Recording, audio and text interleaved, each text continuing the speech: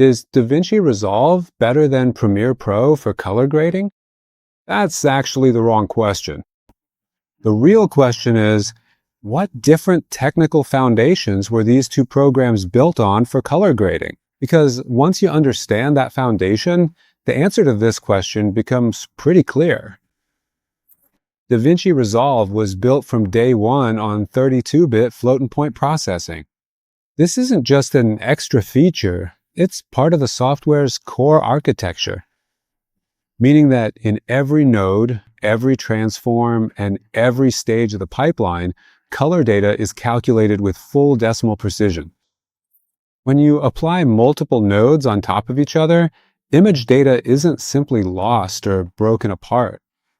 You boost the shadows and they're still clean. You apply heavy contrast and don't see banding because the software's infrastructure was designed for this exact type of processing. Premiere Pro has a different history. Its initial architecture was built more for editing and broadcast environments, and 32-bit floating point processing was an optional feature for a long time, not a default structure.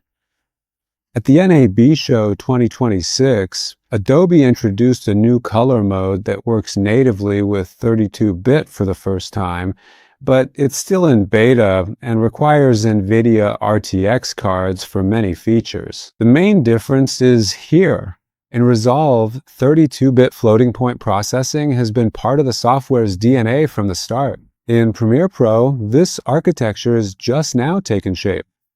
Premiere Pro uses Lumetri Color, a layered panel where all changes are plotted to a single signal path. You have a set of sliders, curves, and HSL tools that all affect each other sequentially. But in DaVinci Resolve, we have a node-based architecture. Each node is an independent transform with separate input and output.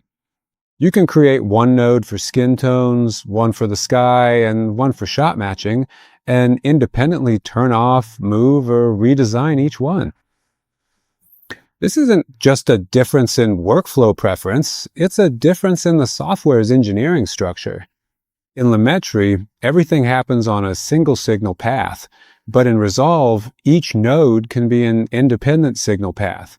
DaVinci Resolve has a complete color management system built right into the software. You can define the input and output color spaces completely independently, from DaVinci Wide Gamut to ACES or any other color space. Resolve knows exactly what color space the image is being processed in at any given moment. For a long time, Premiere Pro didn't have such an integrated system.